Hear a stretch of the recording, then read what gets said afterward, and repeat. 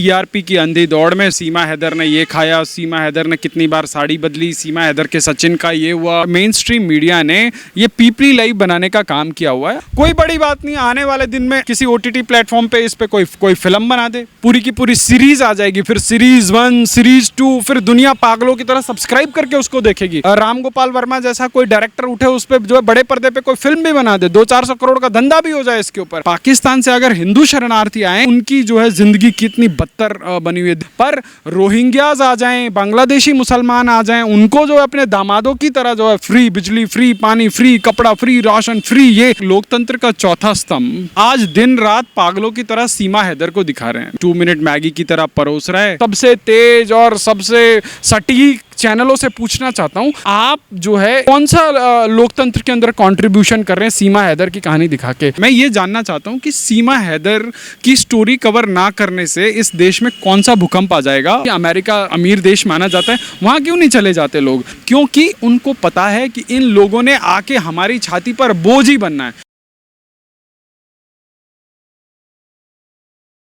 नमस्कार, मैं आयुष शर्मा और आप देख रहे हैं ओ न्यूज़ हिंदी। सीमा हैदर को लेकर देश में 2 तबके बन गए हैं। एक पक्ष जिसका ये कहना है कि सीमा हैदर को वही पाकिस्तान दोबारा भेज देना चाहिए जहां से वो गैर कानूनी तरीके से भारत में आई है, तो दूसरा पक्ष ऐसा भी है जो इंसानियत के नाते सीमा को भारत में रखने की वकालत कर रहा है। इस वक्त हमारे साथ राजनीतिक विश्लेषक वेद शर्मा मौजूद है, उनसे जुड़ते हैं और क्या उनके विचार है इस पूरे मुद्दे पर वो जानते हैं। सर, सबसे पहले बहुत बहुत स्वागत है आपका ओ न्यूज़ हिंदी पर। धन्यवाद। सर, सीमा हैदर को लेकर अब अटकलें तेज़ हो गई हैं। लोग कह रहे हैं कि वापस पाकिस्तान भेज दो, जासूस हो सकती है, और नहीं भी है तो गैर कानूनी तरीके से आई है।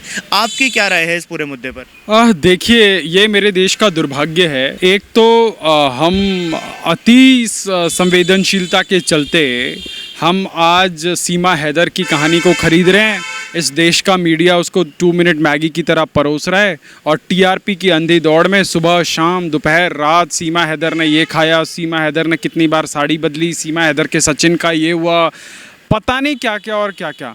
आप सोचिए, लोकतंत्र का चौथा स्तंभ, जो बहुत जल्दी लोकतंत्र के चौथे स्तंभ की दुहाई देने वाले लोग आज दिन रात पागलों की तरह सीमा हैदर को दिखा रहे हैं। मैं ये जानना चाहता हूँ कि सीमा हैदर की स्टोरी कवर ना करने से इस देश में कौन सा भूकंप आ जाएगा, और सीमा हैदर की स्टोरी कवर करके इस देश की जीडीपी में कौन सा वृद्धि हो रही है, या इस देश के सामाजिक, आर्थिक और किसी भी क्षेत्र में कौन सी प्रगति हो रही है। आज इस देश की मीडिया ने, मेन स्ट्रीम मीडिया ने ये पीपली लाइव बनाने का काम किया हुआ है।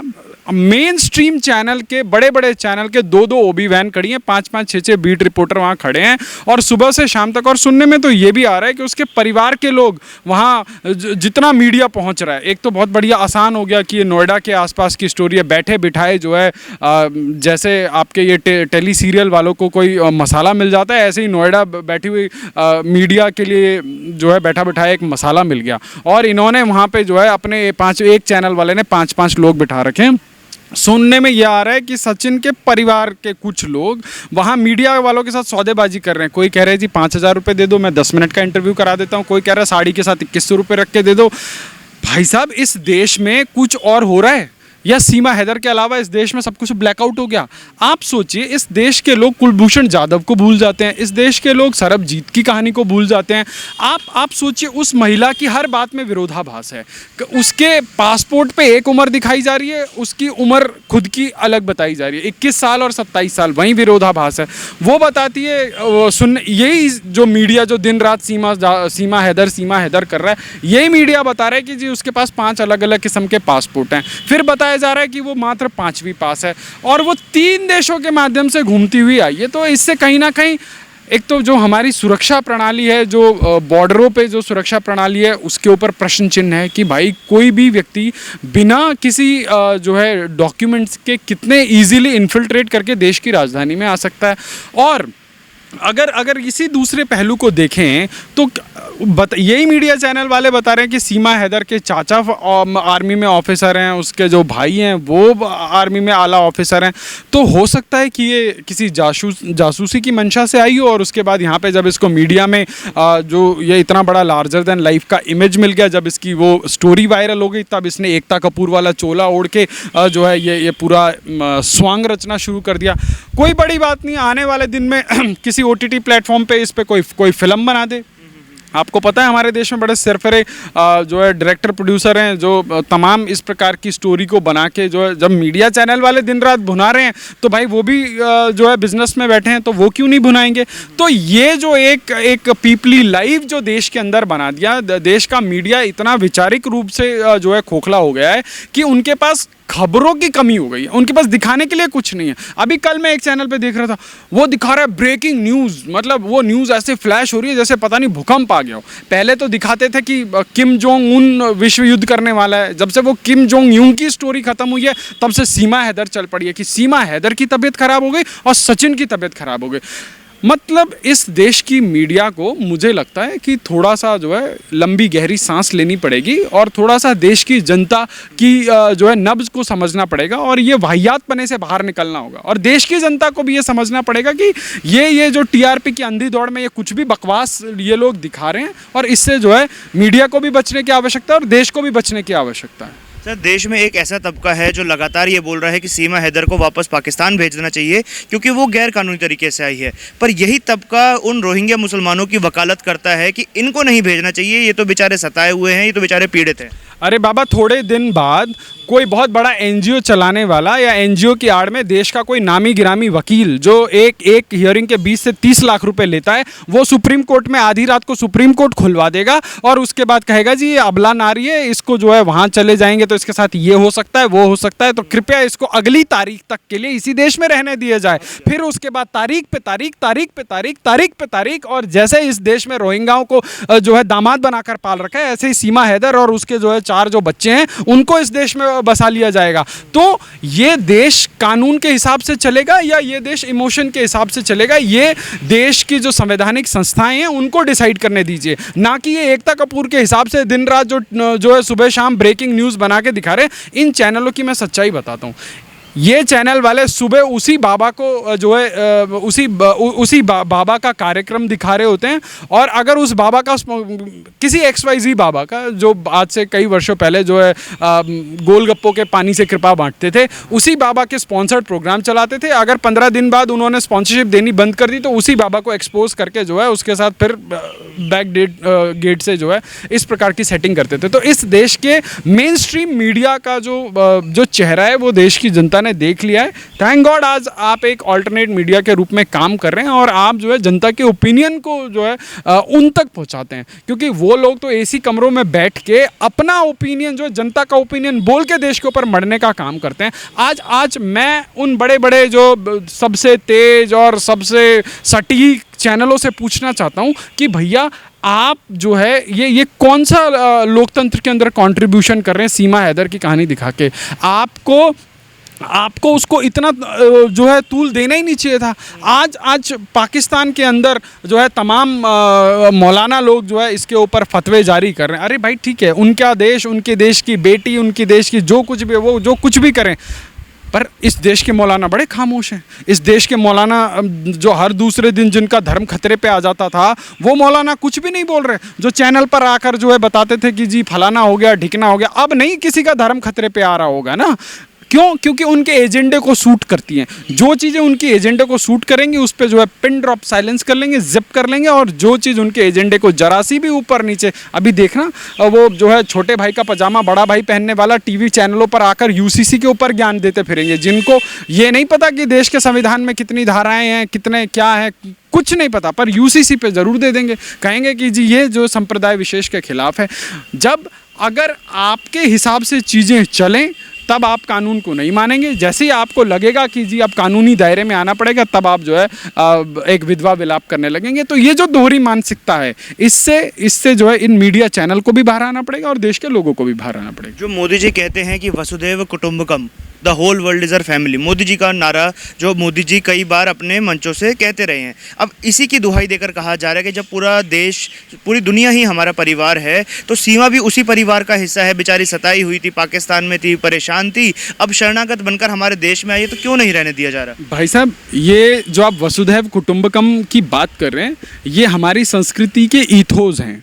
हमारा धर्म, हमारी संस्कृति पूरे विश्व को जो है परिवार की बात करती है, परिवार के रूप से देखती है। हम कहते हैं सर्वे भवन्तु सुखेन, सर्वे सन्तु निरामया, सर्वे भद्राणि पश्यन्तु मा कश्चित् दुःख भाग् भवेत् की हम बात करते हैं। पर इसका मतलब तो ये नहीं है ना कि देश को आप जो है शरणार्थी शिविर बना के खोल देंगे। आप कनाडा के अंदर देखिए, आप जर्मनी के अंदर देखिए, आप उन तमाम यूरोपियन राष्ट्रों के अंदर देखिए जिनको जो है बहुत यही इन जो है शरणार्थियों के प्रति जो है प्यार उमड़ा था, जिन्होंने 10-10 लाख शरणार्थी ले लिए, आज वही शरणार्थी उनके गले पे फांस बने बैठे हैं। आज हमारे देश के अंदर आप सोचिए तुष्टीकरण की राजनीति कितनी हावी है। पाकिस्तान से अगर हिंदू शरणार्थी आए तो उनकी जो है जिंदगी कितनी बदतर बनी हुई है। दिल्ली के अंदर ही कितने सारे हिंदू जो है शरणार्थी शिविर में हैं, दिल्ली सरकार उनको कुछ नहीं देती। पर रोहिंग्याज आ जाएं, बांग्लादेशी मुसलमान आ जाएं, उनको जो है अपने दामादों की तरह जो है फ्री बिजली, फ्री पानी, फ्री कपड़ा, फ्री राशन, फ्री ये।